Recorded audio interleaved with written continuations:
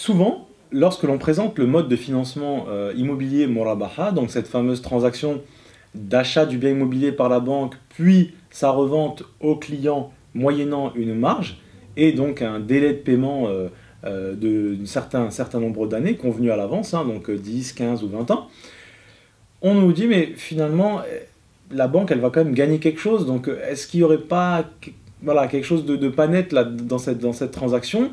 Et finalement, pour faire simple, est-ce qu'il ne serait pas plus correct de faire tout simplement un prêt sans intérêt? Donc que la banque prête de l'argent sans intérêt au client sur 20 ans, et ensuite le client achète sa maison, et puis il rembourse tranquillement à la banque le capital qu'il lui a prêté, encore une fois, sans intérêt.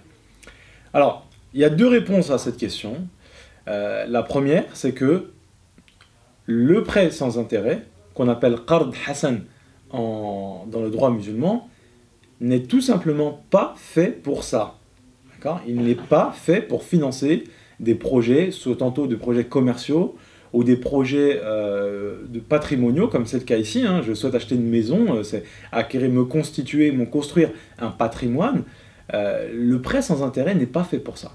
Le prêt sans intérêt, dans la classification des contrats dans le droit musulman, en particulier fiqh al-mu'amalat, donc la partie du droit qui traite des questions des affaires, hein, le prêt sans intérêt entre dans la catégorie de ce qu'on appelle les actes de bienfaisance, at-tabarru'at, rentre dans cette catégorie-là au même titre que, par exemple, le don, sadaqa, le don.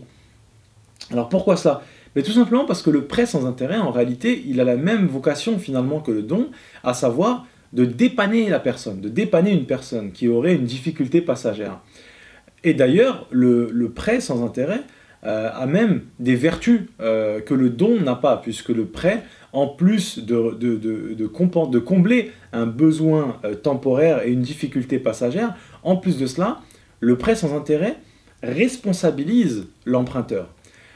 D'ailleurs, à cet effet, on a donc une tradition prophétique dans laquelle, dans le sens donc, du propos du prophète de l'islam, Mohammed, paix et bénédiction sur lui, donc il dit qu'un homme est entré au paradis et a vu donc écrit sur la porte, sur l'une des portes du paradis, donc que le don, donc as-sadaqa, sa récompense est multipliée par 10. Tandis que pour le prêt, donc le prêt sans intérêt, le qard al-hasan, lui, sa récompense est multipliée par 18. C'est-à-dire que là, on a effectivement, encore une fois, la preuve que le prêt est dans la même logique que le don, premièrement, et deuxièmement, qu'il est plus méritoire que le don. Donc là, on comprend une chose, c'est que le prêt, il est fait pour quoi? Il est fait pour, voilà, quelqu'un qui vient vous voir, j'ai une difficulté passagère, j'ai un petit pépin, est-ce que tu peux me dépanner de quelques milliers d'euros, je te les rendrai dans quelques mois? Très bien, là, on est exactement dans le rôle et la fonction de ce qu'on appelle le prêt sans intérêt en islam, al-qard al-hasan. Maintenant, comment appliquer ça à un projet de financement immobilier? Et imaginez-vous que cette même personne, imaginons votre frère ou votre sœur, qui vous a demandé 2000 euros pour le ou la dépanner d'une petite difficulté passagère, revient vous voir quelques semaines après ou quelques mois après et vous dit finalement là j'ai un projet, je souhaiterais acheter une maison et pour cela je sais que tu as 200 000 euros sur ton compte bancaire.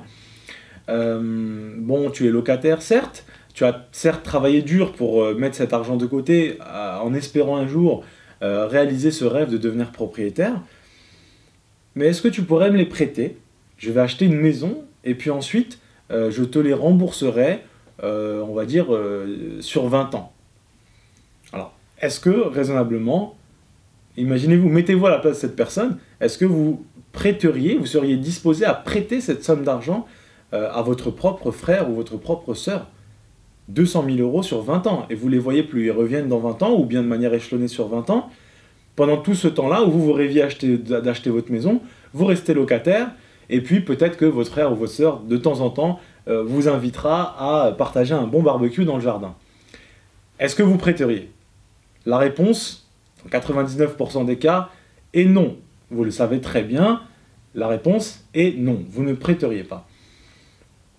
Dans ce cas, comment est-ce qu'on peut raisonnablement penser ou espérer qu'une banque, qui finalement n'est rien d'autre que une association d'investisseurs, donc des actionnaires, hein, dans une banque, serait comme ça tout à coup disposé à prêter des millions d'euros, voire des milliards d'euros aux gens comme ça, voilà, pour les aider, pour les dépanner, etc.